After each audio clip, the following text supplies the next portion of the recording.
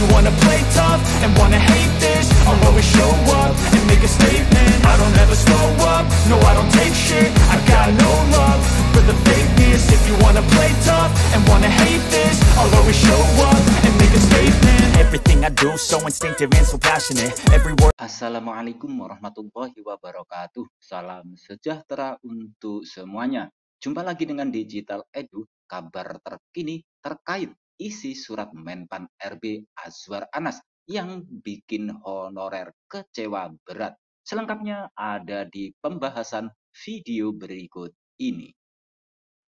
Sebelum kita lanjut, tekan dulu like, subscribe, nyalakan lonceng notifikasi, dan mohon jangan lupa untuk di-share. Menteri Pendayagunaan Aparatur Negara dan Reformasi Birokrasi Menpan RB Abdullah Azwar Anas telah menerbitkan surat tentang pengadaan ASN 2023.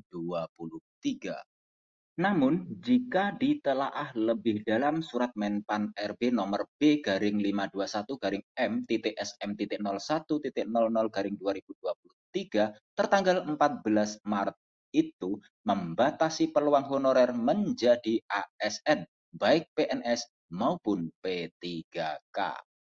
Surat Menpan RB yang ditujukan kepada pejabat pembina kepegawaian instansi pusat dan daerah ini mengatakan untuk pemenuhan kebutuhan ASN di lingkungan instansi pemerintah tahun anggaran 2023, maka setiap instansi pemerintah wajib menyusun kebutuhan jumlah dan jenis jabatan ASN yang mendukung pencapaian tujuan instansi pemerintah dengan penetapan Menpan RB.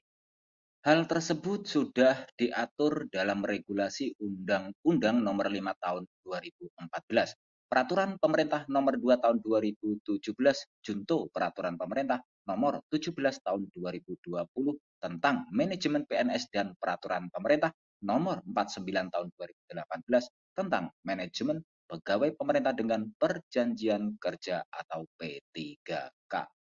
Selanjutnya, usulan kebutuhan ASN tahun anggaran 2023 harus memperhatikan ketersediaan anggaran dalam APBN atau APBD dengan prinsip zero growth, kecuali untuk pemenuhan ASN bidang pelayanan dasar di bidang pendidikan dan kesehatan. Sementara itu, untuk usulan jabatan fungsional dapat pula diusulkan untuk semua jenjang jabatan fungsional sesuai dengan peraturan masing-masing jabatan fungsional dan akan ditetapkan sesuai ketersediaan instrumen seleksi. Adapun hal-hal yang harus diperhatikan dalam menyampaikan usulan kebutuhan ASN adalah sebagai berikut. Yang pertama dari instansi pusat.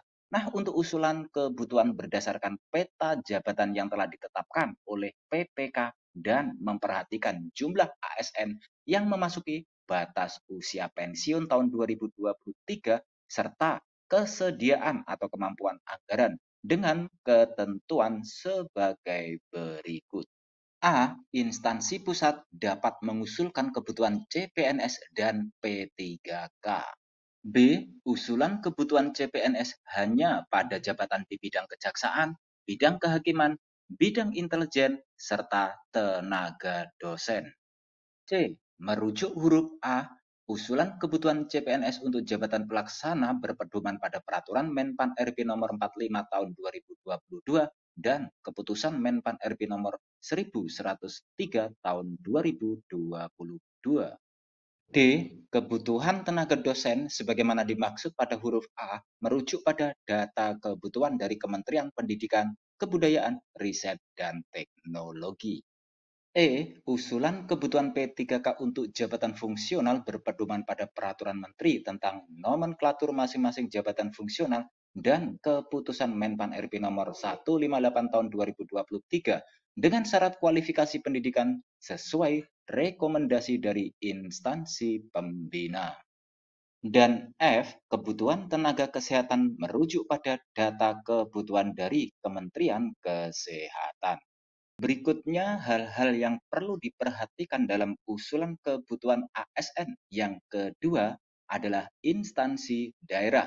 Nah, untuk usulan kebutuhan berdasarkan peta jabatan yang telah ditetapkan oleh PPK dan memperhatikan jumlah ASN yang memasuki batas usia pensiun tahun 2023, kondisi geografis daerah, rasio jumlah penduduk dengan ASN, rasio alokasi anggaran belanja pegawai, serta kesediaan atau kemampuan anggaran dengan ketentuan sebagai berikut. A. Usulan kebutuhan P3K diprioritaskan untuk memenuhi kebutuhan pegawai di bidang pelayanan dasar, pendidikan, dan kesehatan pada satuan atau unit kerja di daerah terpencil, tertinggal, dan terluar. Usulan kebutuhan P3K diutamakan bagi satuan atau unit kerja yang dalam pengadaan ASN tahun 2022 tidak mendapat alokasi tambahan pegawai baru. B. Usulan kebutuhan P3K untuk jabatan fungsional berpedoman pada Peraturan Menteri tentang nomenklatur masing-masing jabatan fungsional dan Keputusan Menpan RB nomor 158 tahun 2023 dengan syarat kualifikasi pendidikan sesuai rekomendasi dari instansi pembina.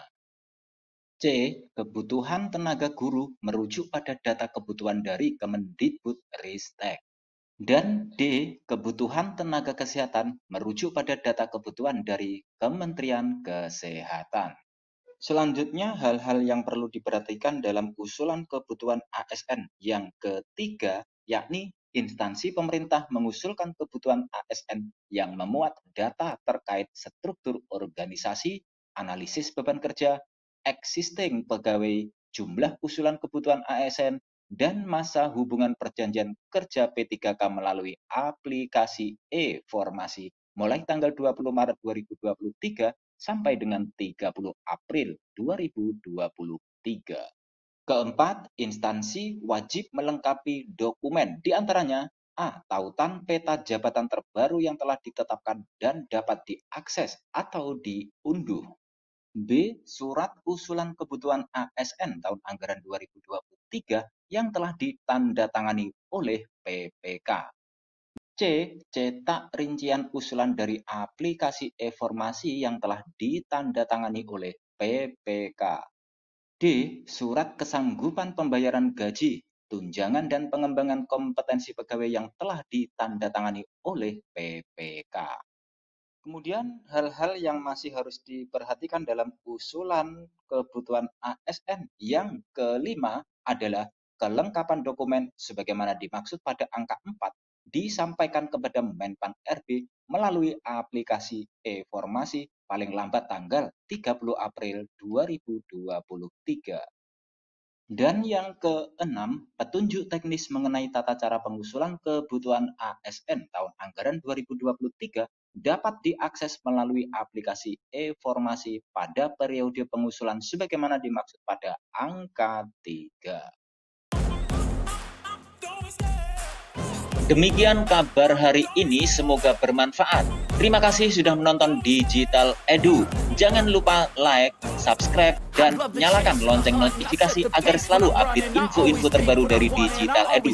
Semoga kita diberi kemudahan dan kelancaran dalam segala urusan, diberi kesehatan, rezeki yang berkah, dan panjang umur. Saya mewakili Digital Edu, mohon maaf bila ada kekurangan.